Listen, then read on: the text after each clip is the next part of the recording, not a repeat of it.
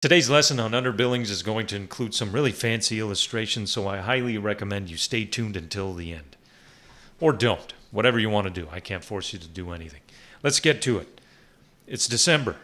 We've got one project, and one project only. 0 billings with $25,000 in costs, leading to a gross loss of $25,000. Right? 0 minus 25,000 is negative 25,000. Fast forward to January, this very same project. We've got $45,000 in billings with costs of $2,000 to complete the job. It's complete now. We've got a gross profit of $43,000. That looks a heck of a lot better than December did.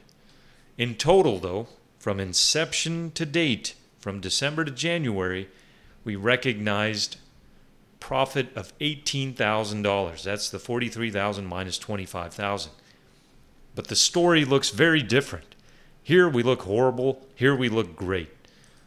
Well, if I were you, I would argue that December wasn't that horrible and that I was expecting profit on that job, and so I should be able to reflect that. So December doesn't look horrible and January doesn't look exceptional.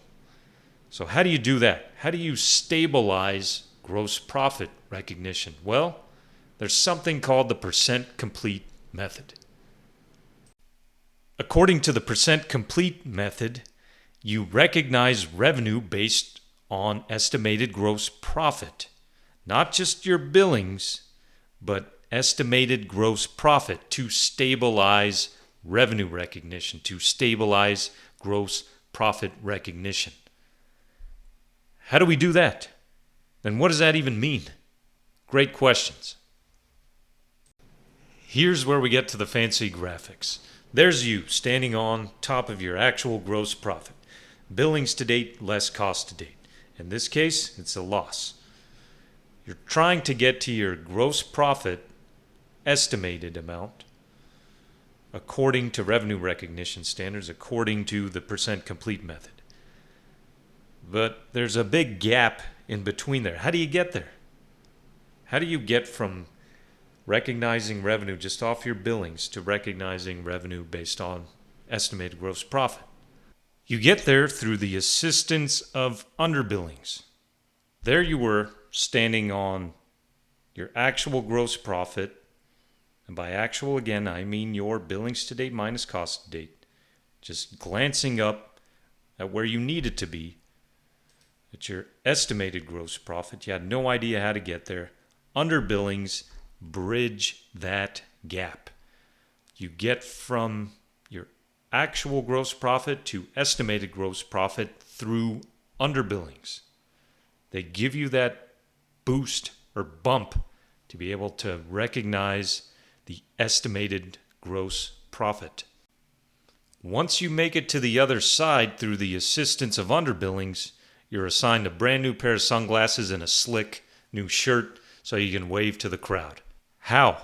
How do underbillings make that possible? Well, if we are not recognizing enough revenue based off of actual billings and costs, then we're going to need to increase revenue, right? We're not recognizing enough. So what do? You credit revenue. That's how you increase it, right? That's on the income statement. You increase revenue by crediting it.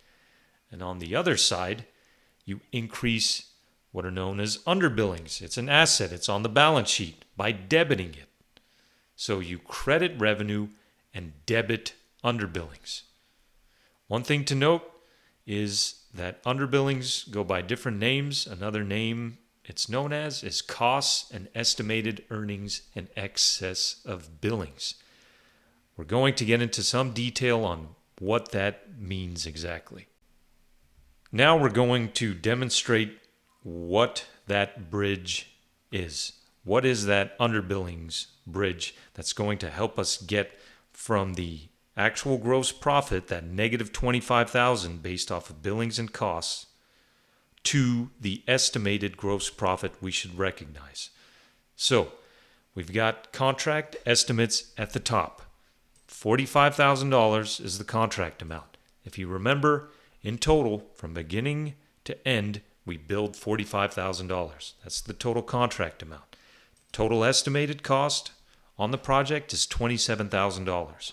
We incurred $25,000 in December and $2,000 in January to complete the job, so a total of $27,000. Gross profit is $18,000. That's just $45,000 minus $27,000. That gives us a gross profit of 40%.